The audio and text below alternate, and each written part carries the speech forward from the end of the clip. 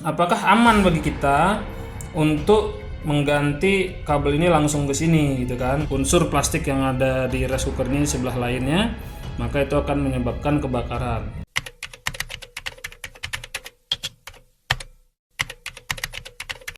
Assalamualaikum warahmatullahi wabarakatuh, Cing. Ini dia rice cooker yang rusak mati total, ya kan.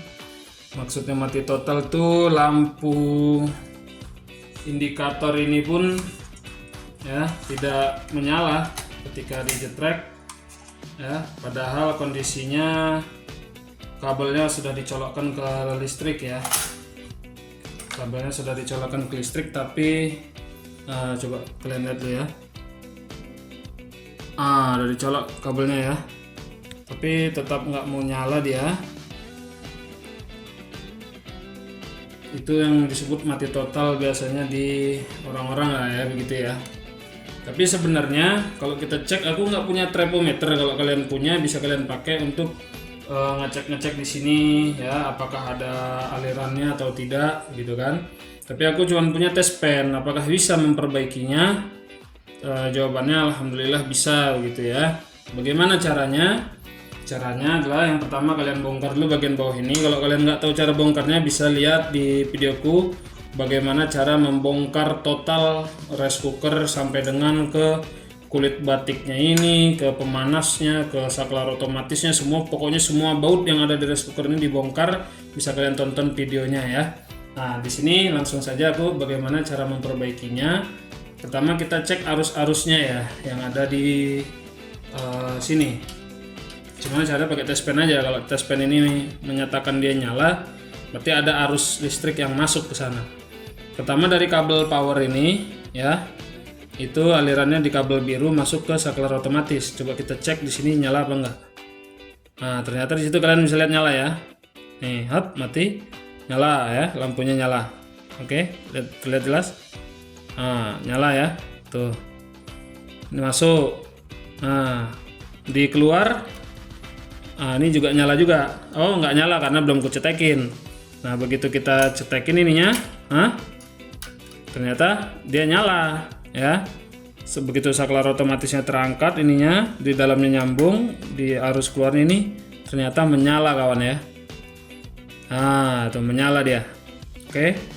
Begitu lari kemana lagi dia? Nah, lari ke sini juga ya menyala ya. Artinya seolah-olah tidak ada masalah apapun yang terjadi, di semua besi ini menyala dia. Tapi kenapa pula di lampu ini nggak mau menyala? Tuh, kenapa di sini nggak mau menyala ya? Apakah LED-nya yang rusak? Belum tentu juga kawan. Kalau kalian mau bongkar, bongkar aja. Bisa juga dilihat di videoku yang tadi itu ya. Cara membongkar LED di situ ada juga gitu ya. Tapi kenapa ini nggak mau nyala? Sedangkan berarti otomatis ini juga saklarnya nggak ada masalah, karena kalau dijetrekin di alur masuknya dan juga alur keluarnya juga nggak bermasalah, artinya di dalamnya masih oke ya. Apa sebab lagi? Nah, ternyata kalau kita telusuri lebih dalam, masalahnya itu adalah di thermal fuse ya. Oke, ini aku cabut dulu ya. Nah, jadi thermal fuse ini kawan nih, yang macam pelor ini dia ya. Ini fungsinya adalah untuk suhu ya kawan ya. Fungsinya adalah untuk suhu, dimana kalau dia sudah memasak nasi dan juga sampai dengan menghangatkannya, suhunya melebihi dari kapasitas thermal fuse ini, maka dia akan putus sehingga akan menyebabkan mati rice cookernya. Itu mencegah untuk kebakaran.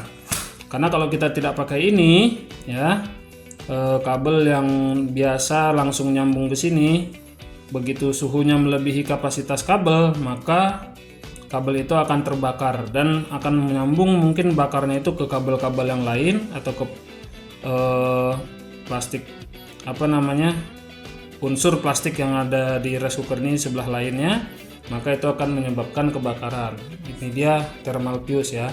Nah, yang jadi pertanyaannya kawan, apakah aman bagi kita untuk mengganti kabel ini langsung ke sini gitu kan? Karena salah satu opsi yang akan aku lakukan pada video ini adalah melangsungkan ya dari kabel sini ya, thermal fuse-nya nggak dihilangkan, tapi kita lilitkan nanti kabel serabut ke sini untuk menyambung langsung, dan kita lihat apakah itu bisa menyala atau tidak gitu kan. Itu termasuk cara untuk mengetes ya, mengetes apakah betul penyakitnya di thermal fuse atau bukan gitu. Kalau ternyata nanti begitu kita lilitkan kabel di sini dan ternyata nanti lampunya nyala, nah berarti penyakitnya di thermal fuse. Buat kalian nanti opsinya ada dua ya, ada dua. Bisa kalian beli thermal fuse ini. Jangan lupa dalam memilih thermal fuse itu pastikan sama ya. Di sini ada tulisan 10 ampere. Terus di baliknya lagi ada tulisan 156 ya, 156 derajat Celcius. Ya, di sininya juga ada tulisan sebelumnya itu adalah 250 volt ya.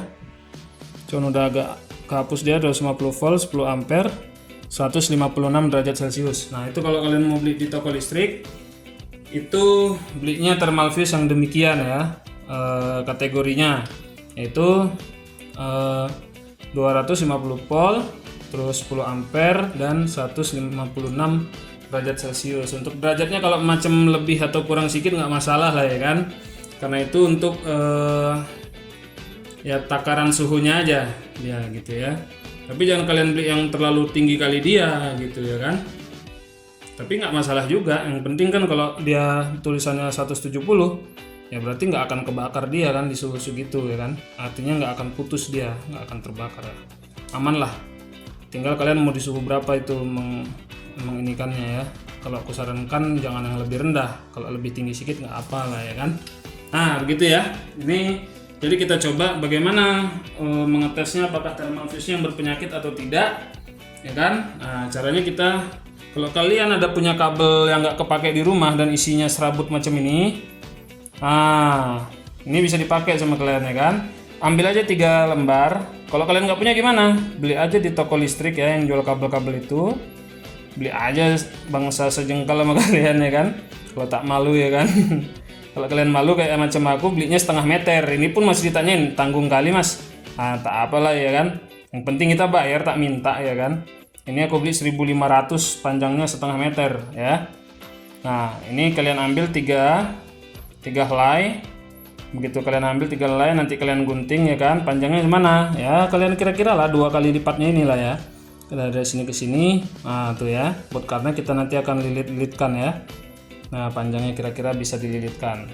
Begitu kalian ambil 3, nanti digunting, dipintal-pintal sama kalian dililit. Nah jadilah seperti ini ya. Ini 3 helai yang sudah dililit-lilit sama kita ya kan. Nah macam mana pula caranya ya, tinggal kita lilitkan aja di situ ya kan. Nanti kalau ternyata pas dicolok lampunya nyala berarti penyakitnya ini. Tinggal kalian pilih opsi yang mana tadi ya. Nah kenapa pilih pakai kabel serabut, karena ini kalau kalian mau butuh untuk masak nasi cepat ya kan, nggak ada rice cooker lain di rumah, nggak punya langseng juga ya kan, karena sudah terbiasa pakai rice cooker. Nah ini bisa jadi opsi darurat aja lah ya kawan ya.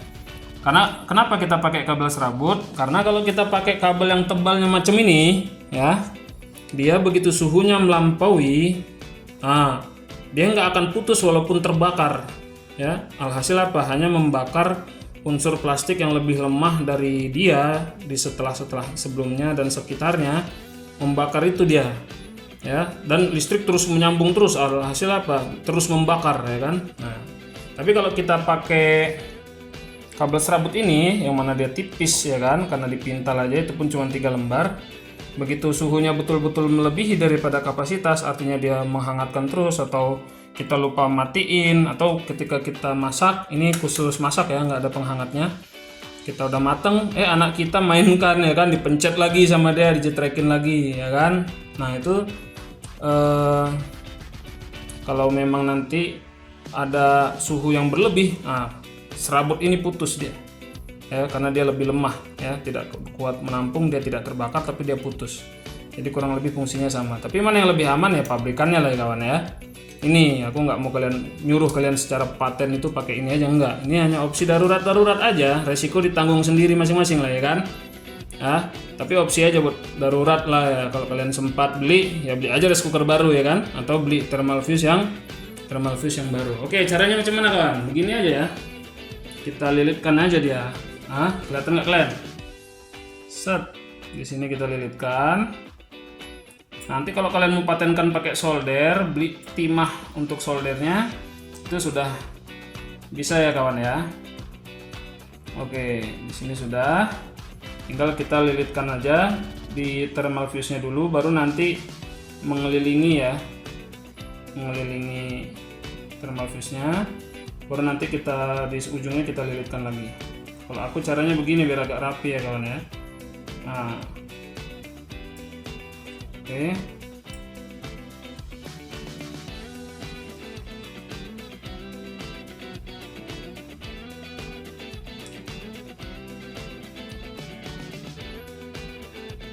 Ini perlu banyak juga ini yang bertanya tentang hal ini, terutama apakah aman atau tidak menyambung langsung seperti ini ya kan. Kalau pakai kabel kayak gini aman-aman aja, walaupun nggak disarankan, artinya karena kita nggak berani ambil resiko nyuruh orang, karena orang yang akan merasakannya nanti. Tapi kalau aku rencananya mau pakai ini aja ya, karena dia juga nanti akan terputus juga dia nanti kalau memang suhunya berlebih gitu ya. Nah ini belum ku solder, nanti bisalah kalian solder ya, pakai solder dan pakai timahnya yang macam ini nih. Ntar bang dulu ya. Nah ini timahnya nih, timah buat solder ya, jadi melekat di situ. Oke. Nah begitulah penampakannya setelah jadi ya kan. Nanti jangan lupa, ini aku baru ngetes aja. Kalau nanti mau ini baut ini ku bongkar, ku pasangkan ini dulu kabelnya set di situ ya. Oke, kalian jangan lupa itu, karena kalau nanti ini kena ini, aduh bisa nyetrum dia. Oke, kan nanti kena pantatnya ditutup, ketekan-tekan dia ke sini, nyetrum dia. Ini ada pembungkusnya, kalau kalian nggak ada bisa pakai selotip hitam ya. Ginilah ya. Ini aku ngetes aja biar cepat bongkar-bongkarnya, nggak ku kasih lihat kalian ya kan, tinggal lihat video yang bongkar total itu aja. Oke, sekarang kita nyalakan